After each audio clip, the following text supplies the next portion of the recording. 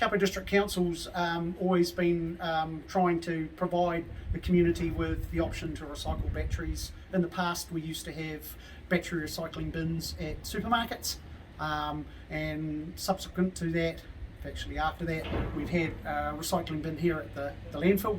We've now built a purpose-built recycling area for the community to come and bring their batteries. We prefer for them not to go into your rubbish bag.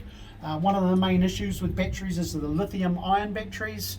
Lithium-ion batteries, if they are run over by the compactor, if they end up in the landfill, have really high potential for a fire. In fact, we think that's what caused a fire at the landfill a number of years ago. So, hey, look, if you've got batteries at home, this is the place to bring them. Options to dispose of them here. We'll be putting this station in at the Turangi transfer station in the short term as well. Thanks very much.